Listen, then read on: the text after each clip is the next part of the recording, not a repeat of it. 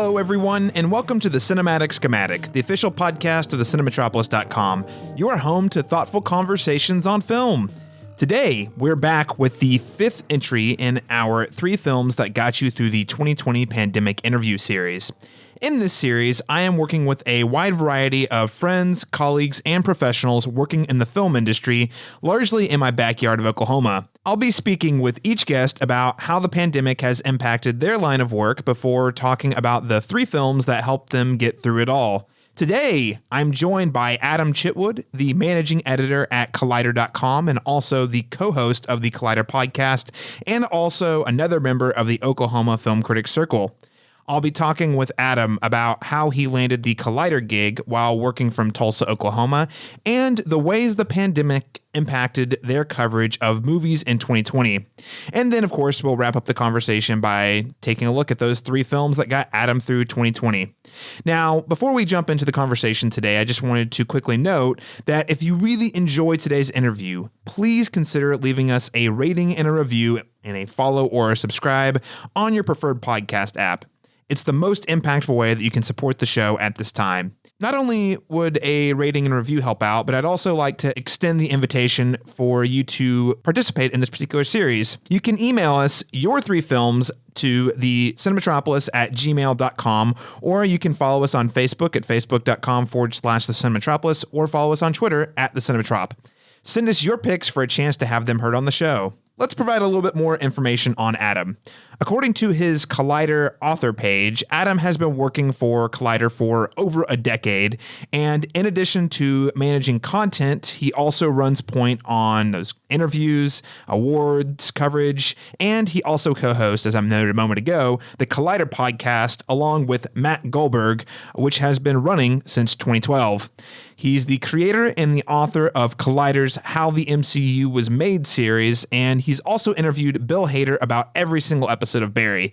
And the former there, the How the MCU Was Made, we'll actually talk a little bit more about that in today's interview.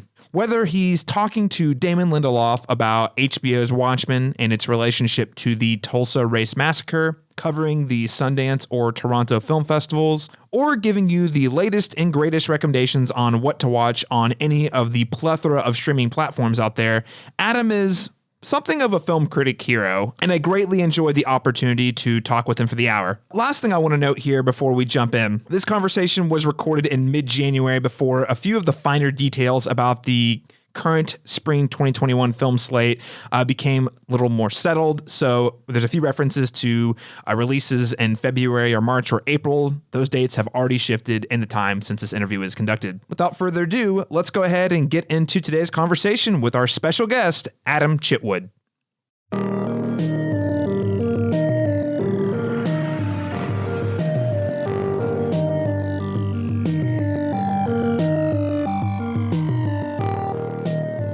All right, everybody. Well, I'm so excited. We're joined by another very special guest. I'm thrilled to be joined by Adam Chitwood, the managing editor at Collider, also the co-host of the Collider podcast, and another member of the Oklahoma Film Critics Circle. Adam, welcome to the Cinematic Schematic. Thanks for having me.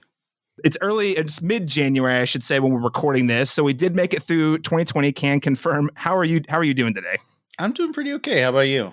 Overall, can't complain. Taking it a day at a time, and things seem to be looking up overall, so good stuff. For sure.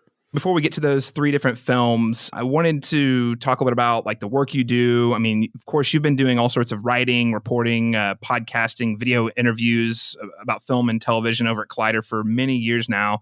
So a question I've actually always wanted to pick your brain on is how exactly does one land a full-time job for one of the web's biggest entertainment websites right from Tulsa, Oklahoma?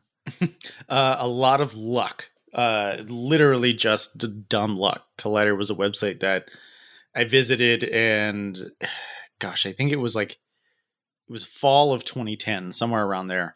They posted they were looking for interns or people to write news, and I had always said, growing up, my dream job, if someone could pay me to write about movies, I'd do that, but that's not a real job. So I just sent off an email and got hired on as a news intern at that point, and then came on full time the following summer when a position opened up. And have been there ever since. It feels like forever now. It's been literally 10 years at that website doing that. through all the ups and downs of everything, and kind of coming on. So this is 2010. So this was 2 years after Iron Man, but really at peak, like Marvel Cinematic Universe, superheroes, like everything was happening. Comic-Con was just turning into this huge thing. So it was really kind of like the land run for entertainment news at the time. All these smaller independent websites were bubbling up, and we're getting a lot of traffic from all that stuff. Yeah, and I mean, I'm glad you mentioned that because there have been many websites, I think, that kind of blew up about the same time as Collider. I mean, you have some that were like Collider who had been around before that, of course. You've got your IGNs that cover like gaming things. But I also think of things like, of course, The Verge or The Dissolve was another one that popped up there for a couple of years. A lot of inspiration for what we've tried to do here at the Cinemetropolis. From your perspective, is there anything in particular that really sets Collider apart from what some of those other websites just other websites in general, but also maybe some of those other websites who didn't make it? I mean, it's interesting, and we talk about this all the time at Collider. So myself, Matt Goldberg, Dave Trumbore, Haley Fouch, and Perry Nemiroff, really, we have been with the site collectively as a unit for, I think, at least 8 years. I think the newest person of that group came in around 2012, 2013. Which is rare. You see like a lot of other sites, and I have friends at a lot of these other sites. But a lot of my friends kind of moved around a lot. They left this site, went to that site, and went to that site. And it was just kind of the ups and downs of funding and, how these sites were run and stuff like that. But as a collective unit, we tried really hard to, and I think something that has made us survive as long as we have as a staff is kind of like an eagerness and willingness to pivot. Like we've been through so many different eras of entertainment news of, now Facebook's a thing. Now Facebook's not a thing in terms of like how to get traffic. And, now Twitter's a thing. Now Comic-Con's a thing. Now Comic-Con's not as much of a thing. And like finding new ways to kind of follow the audience or bring the audience along is, I don't know. We've tried our best in that regard. I don't necessarily think there's any kind of like secret sauce that we've had. A lot of it is luck. I mean, we started out as an independent website. We got bought by a company. We got sold by that company back to an independent person, and now we're back at a company now. So there's a lot of ups and downs that you've seen happen at a lot of other websites. But, through it all, we've tried to blend. Kind of our motto is like we're cinephiles and fandoms meet. So we tried to blend we cover the Marvel stuff because that gets a ton of traffic, but we'll do deep dives on David Fincher or Paul Thomas Anderson, and that stuff also gets traffic. So trying to kind of have it both ways is a thing that we've kind of pivoted into or kind of leaned into over the years. Yeah, and one thing I really like about what all you guys are doing, and one series in particular that comes to mind is the series, I think it was 2020 and 2019 kind of blur together, but I want to say it was 2019, 2020, you had done like a really deep dive series on all of the Marvel Cinematic Universe that you were posting one a week or once every couple of weeks. And I think what really struck me about that is it's really easy. Tons of websites write listicles and, write, the things that are going to drive traffic, as you say. But the one thing I like about you guys is you also invest quite a bit in those deep dives to find like the story behind the popcorn in the box office receipts, like what went into the making, what made that production interesting or unusual or special. Anyway, I just want to say I'm a big fan of like what you guys are doing over there. In particular, on that Marvel Cinematic Universe series, was there like any of those films, like when you were covering that series, that stuck out to you, for example? Yeah, and that was how the MCU was made. And honestly, that was really easy for me to do because I have been doing this so long. So like I had the recall of like, oh, I wrote up the news story of when Patty Jenkins was going to direct Thor. And then I also wrote up the news story of when she left Thor. So there's a lot of this, like these smaller news stories that kind of get lost. Like, now in hindsight, it's like, oh yeah, like the Avengers, it was a big movie. But like, I remember the like in real time reporting of like, the reaction to Joss Whedon being announced as the director of Avengers was negative. Like people were upset about it. And like, my colleague at Collider wrote a defense of him, like as like maybe he is I think he wrote about how he's a bad choice to direct it, and then wrote like a rebuttal to himself when the movie finally came out, which was funny. There wasn't really one the one I've always been fascinated by is Ant-Man, because that's the one that went through the most production troubles. And this has always been kind of an area that I've been more passionate about, is kind of like behind the scenes production stories and production histories. And that's why, Ant-Man in particular was interesting, because that's really the only Marvel movie that got as far as it did and then kind of exploded, which was Edgar Wright was supposed to write and direct that movie. He got as far as casting. He had the script. He had designed some set pieces, some of which are in the final film, and then parted ways over creative differences. And that's rare. I mean, you look at Marvel now and they're kind of like, they've got this special formula where it seems like, every movie is a hit, but it wasn't without its speed bumps along the way. I think you do see a breaking point. So it's when, and this may be a little in the weeds, but so Kevin Feige is the head of Marvel Studios. He's essentially the showrunner of the Marvel Cinematic Universe. He's the smart guy who helped shepherd the idea of this interconnected universe, and is the one who kind of oversees all of it. He was reporting to Marvel Entertainment CEO Ike Perlmutter, who famously has terrible ideas and is not a very nice person. And Ike Perlmutter had this creative committee that would oversee the scripts for the initial Marvel movies. This was in phase 1 and phase 2 of the Marvel Cinematic Universe, and give notes. Famously, their notes on Guardians of the Galaxy was, why do you have to have all these songs in them? Can you take them out? Or can you do more modern songs in the movie? Which you think in hindsight now, that's a terrible idea. The turning point was when Kevin Feige successfully lobbied to the head of Disney, can I get out from Mike's boot? Can I run this by myself? Can you please just remove me from the situation? Because he's meddlesome. Ike Perlmutter is also the one who told them they couldn't do Captain Marvel or Black Panther because no one wanted to see or buy toys about women or non-white characters. So that happened. And immediately the first few movies that came after that were Thor Ragnarok and Black Panther, which I think are two of the most like radically ambitious movies in the Marvel Cinematic Universe in terms of structure and tone and theme, kind of what they're doing. So that's a long-winded way of saying, like, we look at this now as this kind of successful package. It wasn't without its speed bumps, but I do think there was a very significant turning point, which wasn't too long ago, when they were able to dissolve that creative committee. Kevin Feige could like really kind of run the show by himself. And I think part of that now you're seeing with WandaVision, their move into the television space, kind of being untethered by people who are making bad decisions. Well, listeners, that is a little sneak peek at about some of the great things Adam is writing over at Collider.com. So I'm going to link to a couple of particular pieces from that series in the show notes. So check it out there. Let's go back. You've talked a little bit about like, the really collaborative environment you have at Collider, where it seems like you guys have all been working together for a long time. Could you tell me a little bit more about your specific role at Collider and maybe what your process looks like day to day before the pandemic? Yeah, I mean, it's different every day. I'm the managing editor, so I kind of, I have my eyes on everything that goes up on the site every day. So I'm looking at drafts of articles. I'm making sure this piece was edited. I'm making sure this piece is good to go.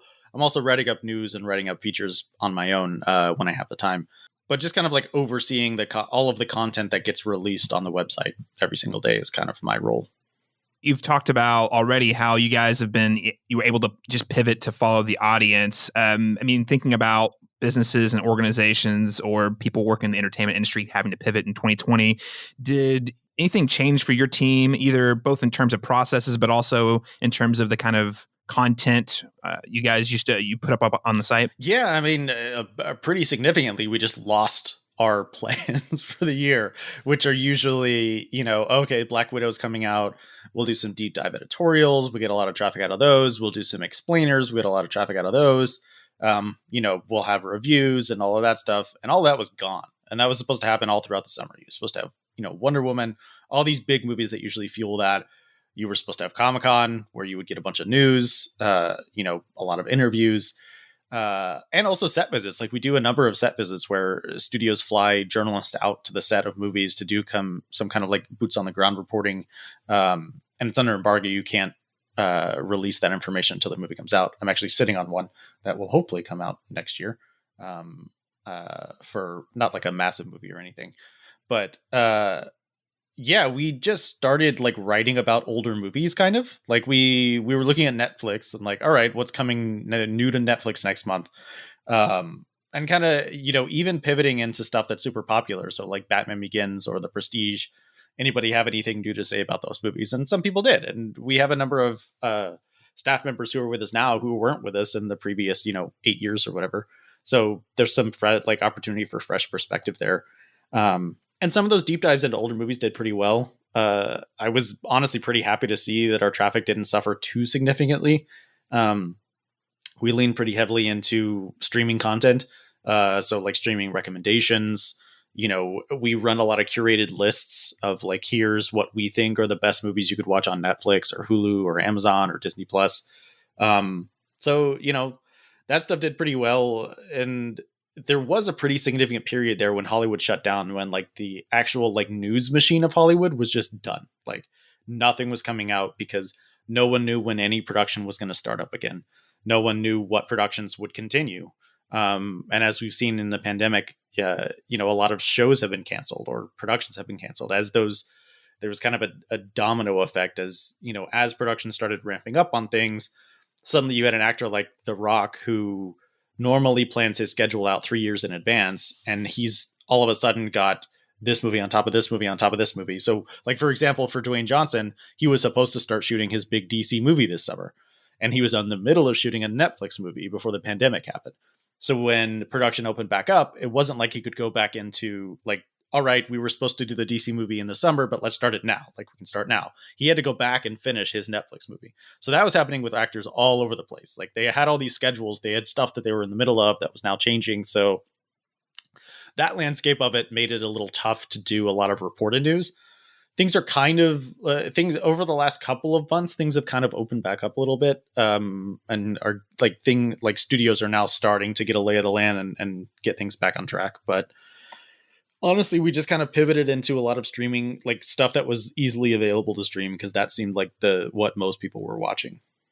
Like I know a lot of what I was reading earlier in the pandemic, less so I would say in the last 3 or 4 months, but was that a lot of these websites, like what you're doing at Collider, there was a loss of marketing dollars there that had historically been there, just because marketing budgets for businesses of all sorts of sizes had to get cut just while everyone was trying to figure out exactly how to manage the pandemic. Is that something you guys saw at Collider at all? That question is a little above my pay grade, but I will say yes. Like ad dollars across the board were way, way down. And that poses a threat to, I'm not trying to pretend like we're as an essential a business as like a grocery store or a bookstore. I think you're seeing this in every single industry, but I'll just say my industry, my job was not unaffected by it. Like it did trickle down that way. With you all shifting to streaming content, obviously no one's a fortune teller, and especially after last year, like it's kind of hard to place bets. But do you anticipate that the sort of shift to more writing and covering streaming content is going to impact how you guys cover theatrical films, like in terms of priorities in the future? I don't think so, because something that was really interesting was that, we did shift into covering a lot of streaming content, but something that became very clear based on our traffic was that just because something was released on streaming on a Friday didn't mean everyone was watching it that Friday, didn't mean everyone was watching it that weekend, didn't even mean everyone was watching it that month. Like when it comes to streaming, and this is something we've been seeing a lot of, and I talk a lot about with a lot of other people, is that because there is such a breadth of content to watch, it feels like no one is ever watching the same thing at the same time. And so, for example, a movie like Palm Springs, we had a lot of content to run, and it didn't get this huge boost when it came out that we thought it might. And I think it's because people were a little, they were watching it on their own time. They're like, oh, well, I'm in the middle of binging, Cursed on Netflix, or I'm in the middle of watching this other movie or something. I'll get around to it eventually. And I think something you can't replace is that immediacy that a theatrical release brings. So something like Black Widow or Avengers Endgame, or even like a Mission Impossible movie, it's like, I want to go out, I'm going to spend $40, but I want to go see this big thing on the big screen as soon as I can. And I don't want to be spoiled. And I think that was a part of the brilliance of the Avengers Endgame marketing was, come before you get spoiled. Like you don't want to spoil the secrets, which was a little bit of like, it was true, but it was also like, give us a big opening weekend box office. And they broke the record. Like they did it. And good for them. But there is this kind of like, you are going to feel left out if you don't go to the movies this weekend. And that has yet to be replicated on streaming as far as I've seen. There are definitely shows, like I think The Queen's Gambit was massive. Like that was clearly something that everyone watched. They weren't necessarily watching it at exactly the same time, but within like a month they were watching it. I will say with streaming shows, it seems to be like more people are on the same page a little bit. But I can't recall a single like streaming movie release that had just this massive week, like opening weekend. I think maybe Extraction came a little close, the Chris Hemsworth one, because that was so early in the pandemic that like literally everyone was home. And it was like, here's a new Chris Hemsworth action movie. And if you look at the Netflix top 10, it's always action movies and rom-coms and kids movies. Like that's all it is ever. If there's a Gerard Butler movie on Netflix, people will watch it. As we sort of look ahead at the new year, we're just the beginning of 2021. How do you feel like it's looking compared to last year? Was it looking up, about the same, or do you really feel like it's going to be a different year for the work you're doing? I honestly think it all depends on the vaccine rollout. I think it's looking more hopeful. February, March, April release dates are probably going to shift. I think we're going to see Bond is going to shift again. I think Black Widow might shift. I don't know. I'm hoping by the end of May, enough people will be vaccinated that theaters will have robust new releases to tout and to bring people back to theaters, and people will feel safer to go. At which point it will feel a bit more normal. I think a more permanent change we might see is links getting sent to critics. So in the before times, like with Black Widow or even Soul or something like that, critics would go to a theater to a press screening to see it. And me living in Tulsa, Disney doesn't screen here. I would always have to wait until it came out in the theater to go and pay and see it myself. And then I could talk about it. In 2020, everyone got links to everything. So like I got a screener link to Soul. I watched it on my Apple TV, and that was very easy. I think that may be a more permanent change. So I'll be curious to see how that affects how coverage changes. It's a wider access, but also, I think watching something in your living room with your lights on your TV changes the experience versus watching it in a dark theater. Although my colleague went to a press screening of Tenet it was just 5 critics and they were all separated and it was in an IMAX theater. But he was like, it was still bad. Like I hadn't been to a theater in like 8 months and I still didn't like it. Yeah, I don't know. I think that's I don't even know if I answered your question, but I do think theaters will be back this year. I think it may be a little bit deeper into the summer than we had previously hoped, but I think theaters will be back and those big movies will be back. I just don't know exactly when. Right. Lots uncertain. And I will say on the screener note, I kind of like not having. As a big fan of physical media, I kind of like not receiving tons of discs for movies I don't care to own ever. So the digital links are kind of nice. I don't know about you. Both of us being members of the Oklahoma Film Critics Circle, one thing that stuck out to me that was interesting was that the most consistent studio to send us hard copies of things was Netflix. Most consistently. I got whatever happened with the mix up with the email or the addresses happened to me. So I got no Netflix, but I got a ton of Amazon. And I was like, I have Amazon. I don't need Amazon DVDs. Like I can stream this anytime I want. It's just very strange that the ones that are all about streaming are the ones sending all the discs versus the ones that send the discs. Yeah. Well, I think part of it is that like so many other Oscar hopefuls just got delayed. They got pushed to 2021 too. So it was just a smaller field of contenders. Yeah, for sure. And before we move into, I think the more fun part of today's conversation, I did want to get your take, thinking about like movie theaters coming back, Warner Brothers / AT&T making the really bold and arguably reckless decision to open all their movies day and date and theaters on streaming. Do you see that in any way impacting how you talk about, films at Collider? I don't think it impacts how we talk about them. Hopefully more people will see them. We have seen significantly increased traffic on our HBO Max curated list of like best movies on HBO Max since Wonder Woman came out, which tells me that more people signed up for HBO Max. So we can kind of use that to track how many people are looking at any particular streaming service. I think that decision makes sense for the first 6 months of the year, especially with the uncertainty of the vaccine. I personally think they should have told all the filmmakers before they just announced it. I think that is an incredibly valid concern. I also don't see why Dune, which is opening in October, needs to go straight to HBO Max. I mean, I would hope, God forbid, but something would have to go terribly wrong for us not to be in a much better place by October. So I still have a feeling that that's going to change, that they're going to be like, oh, okay, we goofed. Never mind. I think honestly what NBC Universal is doing probably makes the most sense.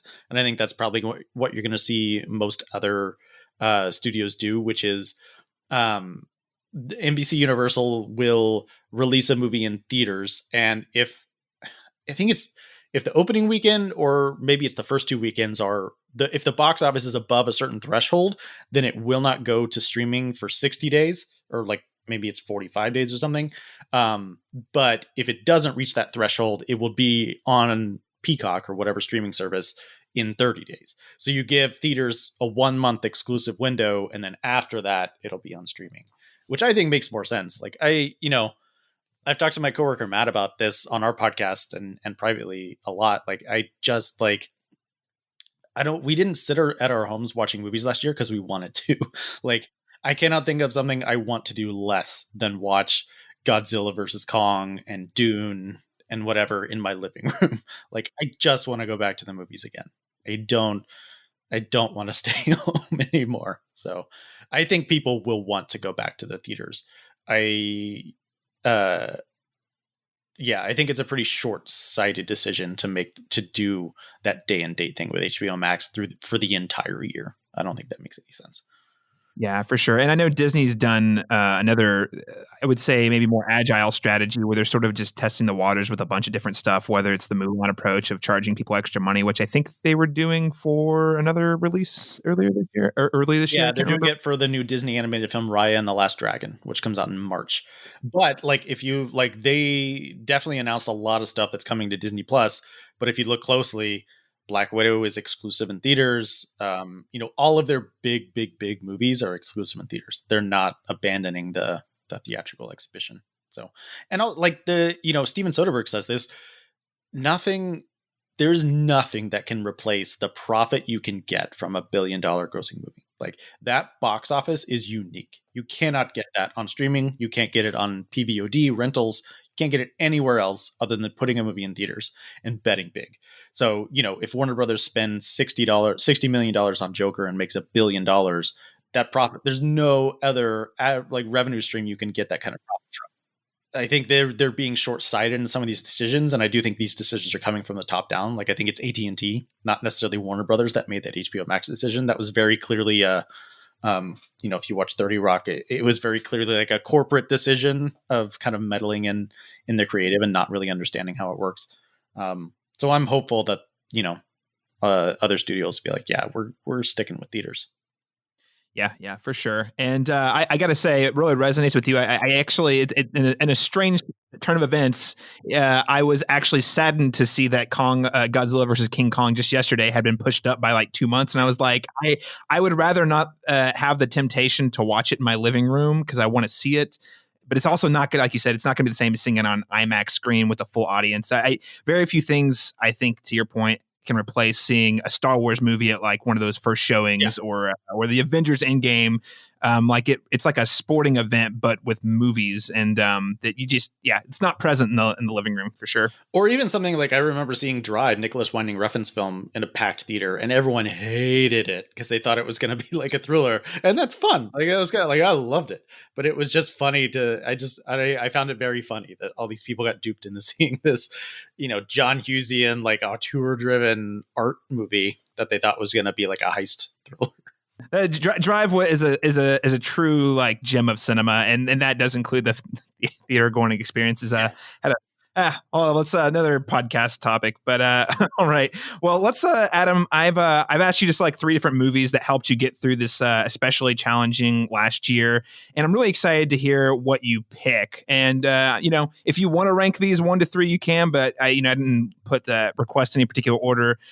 So let's just start with your first movie. What is the first film that got you through the 2020 pandemic?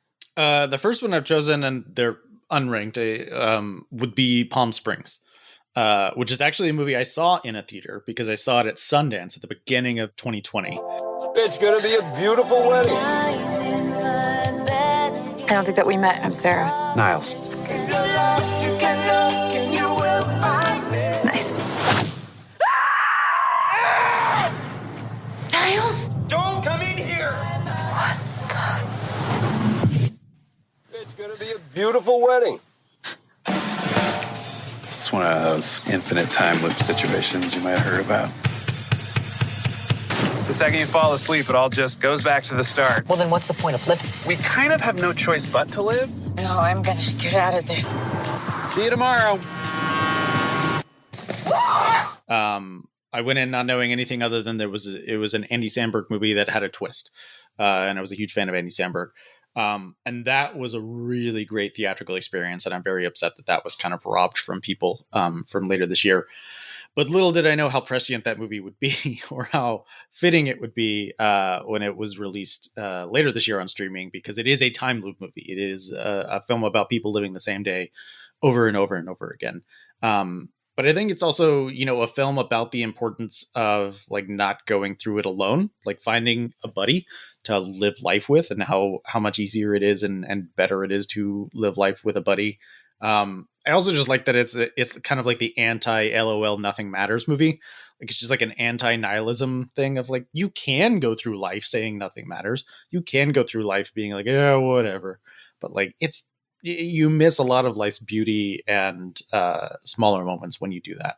I also just think it's tremendously funny and original and thoughtful. It was my number one movie of the year last year, and I don't know, I adore that film. Yeah, it's a great pick, and I really like how you highlight it's about going through a time loop with a friend. Every day seems the same, but the thing that sticks out are those handful of people that you see in whatever context, whether it's your romantic partner or your wife, best friend, or whatever. However, people have been able to do that. It really resonated when it hit streaming in July, and I also think that while it is a familiar formula in the sense that it's Groundhog Day, it seems like the addition of adding that extra person really makes it its own story. Is this a movie that you expect to stick with you in the months and years ahead? Yeah, and it's one that I don't know if Hulu does Criterion or something, but I want to have a physical copy of it. I have a DVD from our award screeners that we got, but I would love to have a Blu-ray of it. And like, it's just one that I again, I saw it at Sundance, and then I watched it again, and I think it was even better the second time. Like you find a lot of really smart moments throughout that are not only kind of hinting towards the plot, and like it makes more sense once it goes along, but also just thematically, I think it resonates even deeper the second time you watch it, kind of knowing where it ends and knowing where it's going. But yeah, it's one that I'm glad it's on Hulu because it's like widely available for people to watch. And it's one I'm a huge fan of that Lonely Island, like SNL comedy. So like I go back to MacGruber and Popstar all the time. I watch those movies. Those are like my feel good movies. So I think this one is definitely going to join those ranks. Yeah, for sure. And I think I definitely have seen more people talking about Palm Springs than either of those other two films. And I think those other two films are great, but I think just the fact that it came during the pandemic on Hulu, it was super easy for me to like recommend that one particular to like tons of people. Right. Yeah. So hopefully it has a little higher impact than maybe those other two, which I think are also awesome movies. I think it also benefits in that like Krista Miliotti's character, like you could have so often in these films, the female lead is like the nag or like the one who's going to get the guy to like straighten his life out. And she's allowed to be messy, and she's allowed to be goofy, and she's allowed to be silly and weird and strange, just like all of these male leads are. Like, you think of Will Forte and MacGruber, Andy Samberg and Popstar. They're brilliant. They're wonderful. I love that it like this is very much a full on two-hander. Like both characters are messy and complicated. Both characters are going through stuff that they have to kind of help each other figure out. So I really appreciated that part of it too. Right. It's only by learning to live/work together that they're able to grow. Yeah, exactly. Beautiful character arcs. But let's go on to your second film. What is your next selection for today? So my next one comes from Steve McQueen's Small Axe anthology on Amazon. And there was some debate over whether these are films or not, but it's Lovers Rock.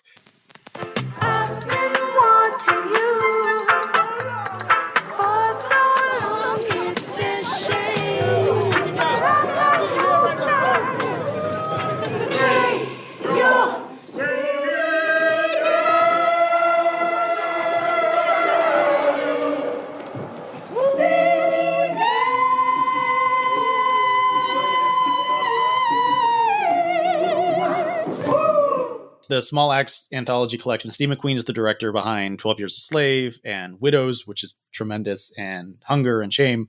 He made a collection of 5 films for Amazon that all take place in the West Indian community in Britain and the UK. Throughout, like, I think it's from like the 60s up through I can't remember which decade it ends in, but it's not like they're connected by like characters or anything, but they're connected by themes. It's all about kind of immersing you in this community that has been maligned. But Lovers Rock is this like deeply soulful piece about, it kind of immerses you in this community. So like, it doesn't really have a ton of plot or character. The entire conceit of Lovers Rock is it takes place, I think, in 1980. And it's just a house party. Like, it's a house party put on by members of the West Indies community. And music is playing from start to finish in the film. And the camera just kind of like moves through as these people are dancing together and, you know, eating their own food and talking about their own culture and just kind of feeling free. And there are these brief moments where the outside world pops in and kind of reminds you that this is a community that doesn't feel free to express their full selves in, you know, the more white driven communities of where they work or, you know, where they live. But I think the way, like, it's just a really joyous, like, empathetic, compassionate movie about community. Like, the way the camera just kind of like immerses you in this world lets you kind of, even though I know very little about the West Indian community and about their culture, it provides kind of like this path towards empathy of like, okay, like, I fully understand this. I fully understand that feeling of like being yourself and feeling protected and feeling like you have the room and the space to like just relax and breathe and express yourself. But, you know, number one, community, like, and this was a theme in my entire top 10 list for 2020 was like films about the importance of like people and community and friendship. I think it resonated especially in a time when we've all been so separated from each other. Just watching, you know, the stars of the movie are people's hands and faces and arms and legs and torsos. Like the camera, like, just really captures this stuff really beautifully in that film. Yeah, and I think Lovers Rock is a great pick. And again, the Small Axe series, I think, was a really unique experiment. Adam, I'm just curious, and you don't need to start any fights here. I don't really have a strong opinion on it. Well, actually, I do. But like, what do you land on this debate? I guess films, miniseries. What do you think? I think they're films. Is how I feel. I mean, the entire justification behind putting them out on television from Steve McQueen's side is. So Steve McQueen explained that he wanted to tell these people's story before these people had died, like before these ancestors of his and friends of his were dead. And he also wanted his mother to be able to watch this on television. So it was made for BBC so that it was just widely distributed. Like, you didn't have to go to a theater to see this or that. So that was the entire term. It wasn't even about like long form storytelling or like, oh, I want to tell a story over 6 hours. It's not a 6-hour film or anything like that. The movies vary in length. The first one, Mangrove, is over 2 hours long. And Lovers Rock, I think, is like 55 minutes long, somewhere around there. So they vary in length, but to me, they're disparate feature films. Like, they each have a beginning, middle, and end, and they're not connected in any way other than they just take place in the same community. Yeah. No, I mean, I echo. You're in good company here because I also, I mean, yeah, a couple of them are a little shorter, but they really are cinematic. I mean, I don't feel like he does things that much differently than he would have if it had played on the big screen. Yeah. And I think all 5 of them are tremendous works. So check those out, listeners. They're all on Amazon. They are very much worth your time. Let's move on to the final film you selected today. What is the last movie that comes to mind when you think about a movie that got you through a year full of unprecedented times? So it's maybe a cheat, but it's a trilogy of films, and it's a trilogy of films that I do not like. They are bad movies, and it is the Hobbit trilogy. Far to the east, over ranges and rivers, lies a single solitary peak. The dwarves are determined to reclaim their homeland. I like visitors as much as the next Hobbit. But I do like to know them before they come Visiting?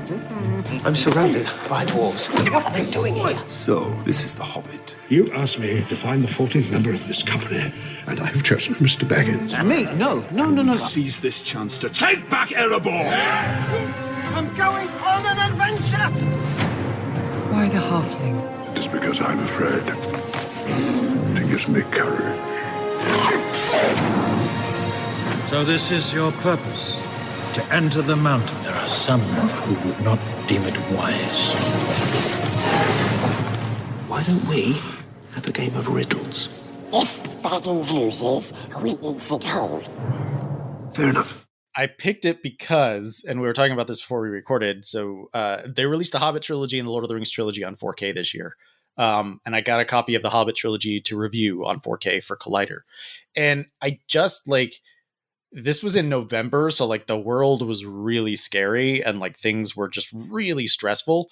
But just sitting down, and I watched the extended versions of these and just being immersed in this world and finally having something to discuss.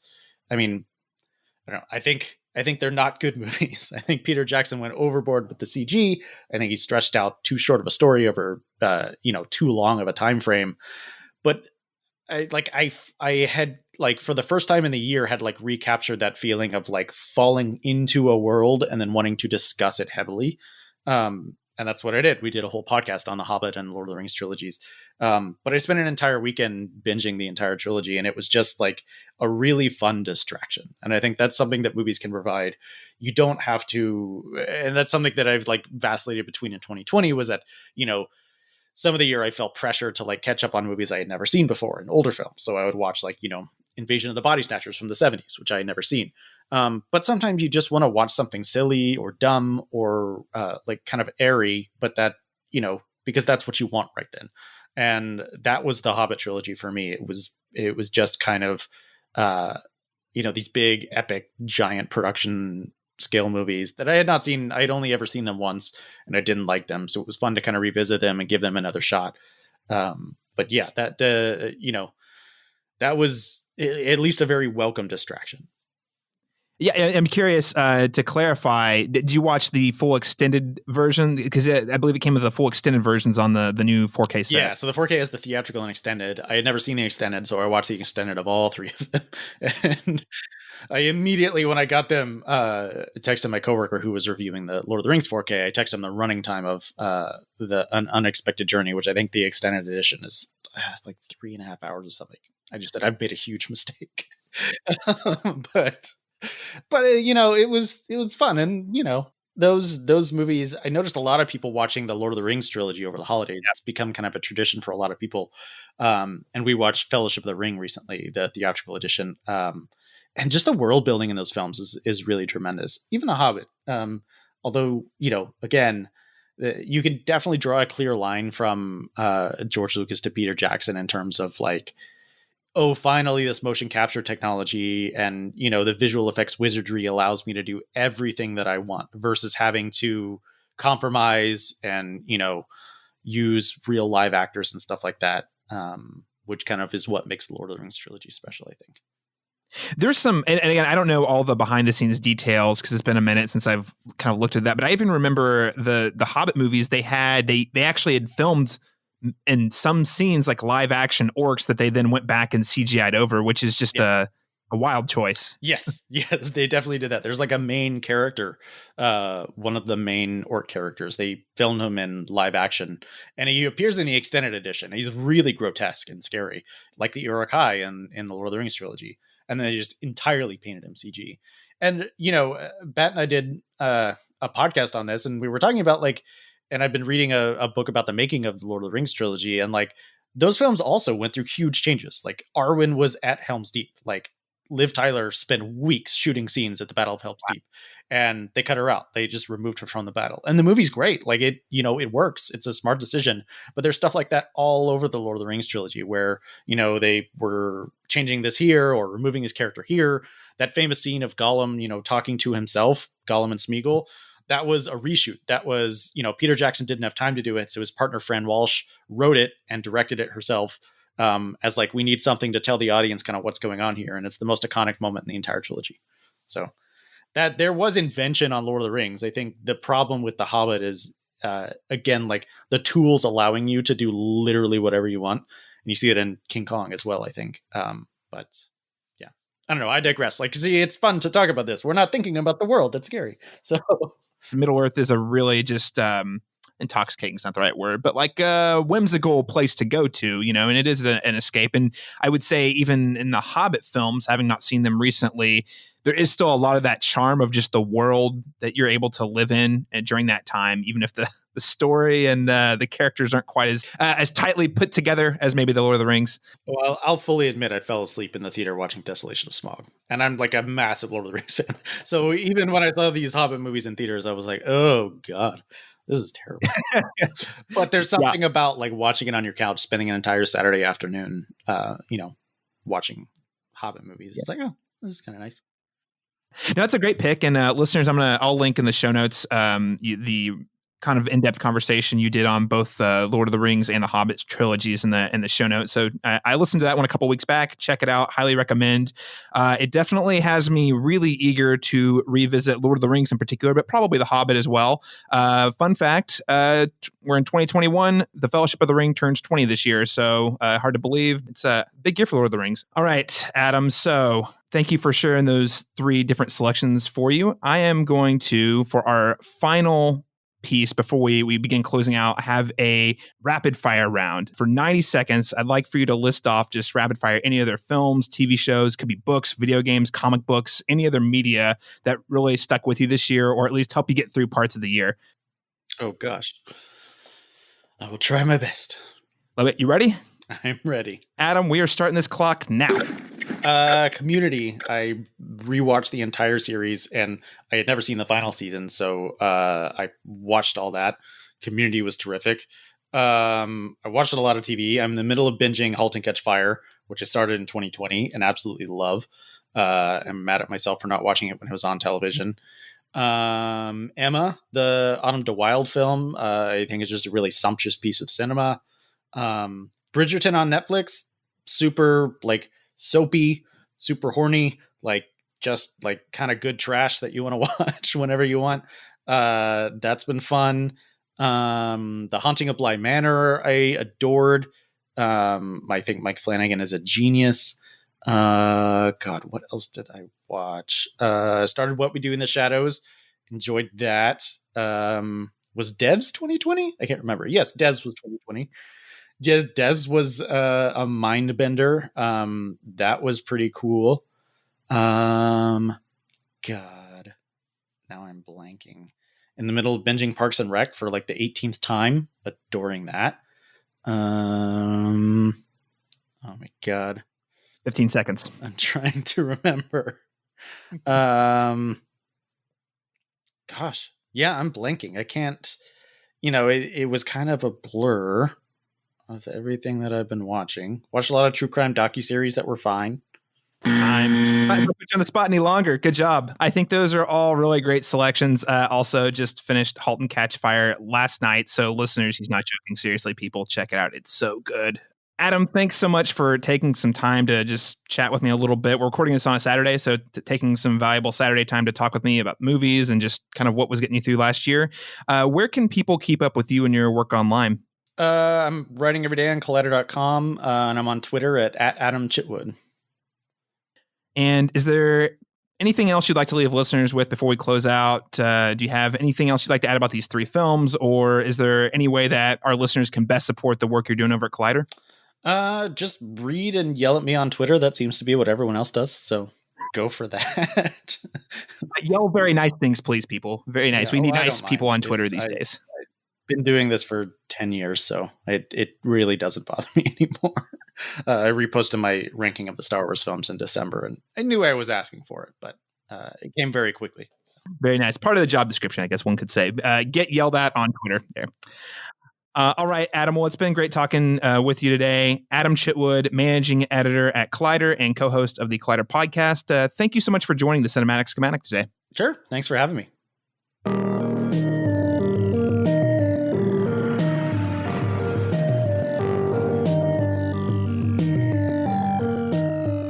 Thank you for tuning in to the 5th part of our series on 3 films that got you through the 2020 pandemic with special guest Adam Chitwood.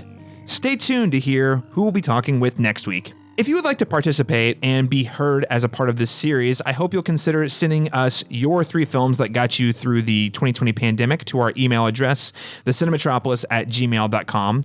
You can send us your picks and have a chance to have them read on the show. And if you enjoyed today's conversation, I also encourage you to please rate the podcast and subscribe via your preferred podcast app.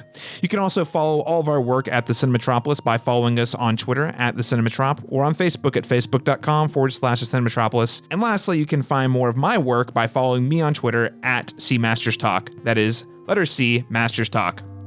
Join me next week when I talk with writer, filmmaker, and host of the Hard Court Honeys podcast, Shay Vassar. I'll talk with Shay about her 3 film selections as well as how the pandemic impacted her line of work as a freelance entertainment writer. You won't want to miss it. Thank you so much for tuning in, and we'll catch you again next time.